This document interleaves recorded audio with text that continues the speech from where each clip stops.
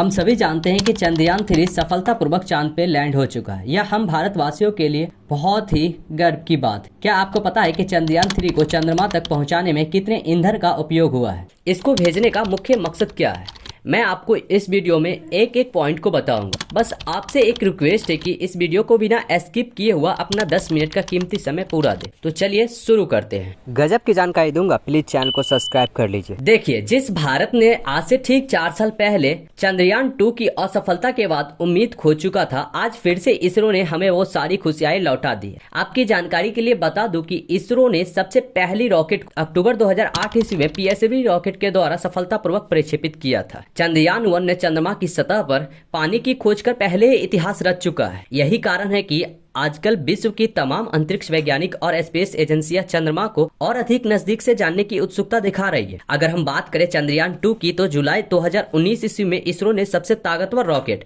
एल्बियम 3 के द्वारा सफलतापूर्वक प्रक्षेपित किया था। और आज भी चंद्रयान 2 4 साल बाद भी चंद्रमा की सर्कुलर ऑर्बिट में घूमते हुए बहुत ही रिसर्चेबल तस्वीरें भेज रहा है। मिशन के प्रारंभ में इसकी आयु 1 साल निर्धारित की गई थी, परंतु एल्बियम 3 की बहुत ही सटीक मिशन मैनेजमेंट की वजह से चंद्रयान 2 काफी लंबे समय तक कार्यरत रहेगा। चंद्रयान 2 चंद्रमा के लगभग सभी भागों का चित्र ले चुका है। इसका एक महत्वपूर्ण पेलोड OHRC यानी ऑर्बिटल हायर रिसर्चेबल कैमरा विश्व का सबसे बेहतरीन कैमरा है, जो कि चंद्रमा की सतह का लगातार पिक्चर भेज रहा है। चलिए जानते हैं अब चंद्रयान 3 के लॉन्चर से लेकर 40 दिनों के सफर तक, एंड हम इसमें यह भी जानेंगे कि चंद्रयान 3 को पहुंचाने में कुल कितने ईंधन का खर्च हुआ है। हम सभी जानते हैं कि चंद्रयान 3 को 14 जुलाई 2023 ईस्वी को इसरो के सबसे ताकतवर रॉकेट एल्बियम 3 के द्वारा सफलतापूर्वक प्रक्षेपित किया गया था, जिसके कुछ समय बाद ही रोवर मॉड्यूल को एल्बियम 3 रॉकेट से अलग कर दिया गया। हम सभी जानते हैं कि किसी भी इंटरप्लैनेट को डायरेक्टली मून पे लैंड नहीं किया जा सकता है। इसके लिए उसे ट्रांसलूनर इंजेक्शन मिशन को फॉलो करना होता है। अब ये ट्रांसलूनर मिशन है क्या, चलिए जानते हैं। देखिए, ट्रांसलूनर मिशन किसी भी इंटरप्लैनेटरी मिशन के लिए बहुत ही आवश्यक परंतु कठिन ऑपरेशन होता है। इस ऑपरेशन में चंद्रयान 3 को पृथ्वी की त्रिज्या अधिकतम करते हुए हाइपरबोलिक प्रोसेस के द्वारा बार बार पृथ्वी के चारों ओर घुमा घुमा कर पहुंचाया जाता है। इसलिए 5 अगस्त 2023 को लूनर ऑर्बिट के द्वारा चंद्रयान 3 को 160 किलोमीटर के पेरीलोन और 18 किलोमीटर के अपोलोन के साथ चंद्रमा के एलिप्टिकल ऑर्बिट में स्थापित कर दिया गया। LOI के सफलतापूर्वक परिचालन के बाद चंद्रयान 3 की कक्षा को 4 बार और परिवर्तित किया गया। इस दौरान चंद्रमा की अधिक ऊंचाई को घटाकर 160 किलोमीटर कर दिया गया। इस पूरी प्रक्रिया में प्रपल्सन मॉडल की 755 केजी ईंधन का उपयोग हुआ और चंद्रयान 3 के वेग मान को लगभग 850 मीटर पर सेकेंड कम कर दिया गया। लैंडर मॉडल को 150 मीटर के सर्कुलर ऑर्बिट में स्थापित करने के बाद 17 अगस्त 2023 को प्रपल्सन मॉडल से अलग कर दिया गया। पुनः लैंडर मॉडल के ऑर्बिट को ड्यूडिस्ट मैनुअल के द्वारा 150 किलोमीटर के सर्कुलर ऑर्बिट से घटाकर 25 × 130 किलोमीटर के एलिप्टिकल ऑर्बिट में स्थापित कर दिया गया।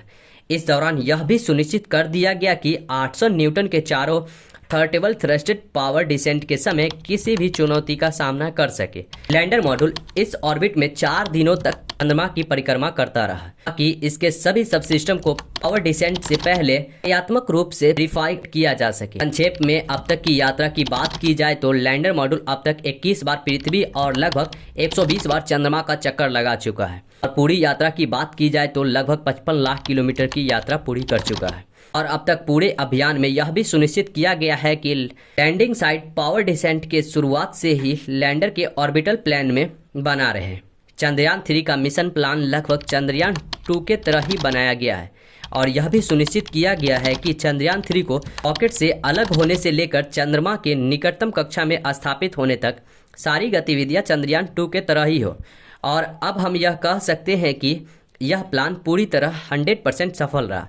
हालांकि लैंडर मॉड्यूल के सेंसर और प्रपल्सन सिस्टम को इस तरह से मजबूत किया गया है कि लैंडर पावर डिसेंट के समय किसी भी आपदा से बाहर आकर अपने मुख्य उद्देश्य को पूरा कर सके। इस क्रम में LHPC एंड LDV का कार्यात्मक परीक्षण भी किया जा चुका है। LDV जो कि पूर्णतः स्वदेशी तकनीकों से बनाया गया एक सेंसर है, जिसका मुख्य कारण लैंडर के वेलोसिटी को तीनों अक्षों में कंप्यूट करना है। हाँ, यह भी जानना महत्वपूर्ण है कि चंद्रयान 2 का OHRC पेलोड अब तक का काफी ऊंचे स्तर का डैम प्रदान किया है, जिसके फलस्वरूप लैंडिंग साधन के सीमा को बढ़ाकर 4 गुने 2.4 किलोमीटर कर दिया गया है, जो कि पावर डिसेंट के समय काफ़ी सॉफ्ट लैंडिंग करा सके। आपको यह भी बता दें कि पावर डिसेंट को कुल 4 चरणों में बांटा गया है। सबसे पहले आता है रफ ब्रेकिंग फेज, जिसमें लैंडिंग की ऊंचाई को 30 किलोमीटर से घटाकर 7.4 किलोमीटर कर दिया जाएगा। इस पूरी प्रक्रिया को पूरा करने में लगभग 11.5 मिनट लगेगा और इसका समानांतर वेग 1680 मीटर पर सेकेंड से घटाकर 358 मीटर प्रति सेकेंड हो जाएगा। And second phase the attitude phase, इस 10 सेकेंड के स्मॉल ड्यूरेशन के दौरान लैंडिंग के 2 महत्वपूर्ण सेंसर कारा और लासा लैंडिंग की ऊंचाई की गणना करेगा। इसके पश्चात लैंडर चंद्रमा से मात्र 6.8 किलोमीटर की ऊंचाई पर होगा। और अगर हम बात करें पावर डिसेंट के तीसरे चरण फाइन ब्रेकिंग फेज की, तो लैंडिंग साइट से जस्ट 800 मीटर की ऊंचाई पर वर्टिकल होगा। इस चरण को पूरा होने में लगभग 3 मिनट लगेंगे और इस चरण के पूरा होते ही लैंडिंग की वेलोसिटी 0 हो जाएगी। अगर हम बात करें पावर डिसेंट के चौथे और अंतिम चरण की, जो कि लोकल नेविगेशन फेज कहलाता है, इस दौरान लैंडर के 2 इंजन बंद कर दिए जाएंगे और लैंडर 150 मीटर की ऊंचाई को प्राप्त करने के बाद कुल 131 सेकंड लगाएगा। इस फेज में लैंडर 22 सेकंड की ऑर्बिंग करेगा और फाइनली चंद्रमा की सतह पर लैंड कर जाएगा। इस तरह हमारा चंद्रयान 3 सफलतापूर्वक चांद की जमीन पर तिरंगे को फहराया। वीडियो पसंद आए चैनल को सब्सक्राइब जरूर करें एंड वीडियो को शेयर जरूर करें। मिलते हैं नए इन्फॉर्मेटिव वीडियो के साथ, तब तक के लिए जय हिंद।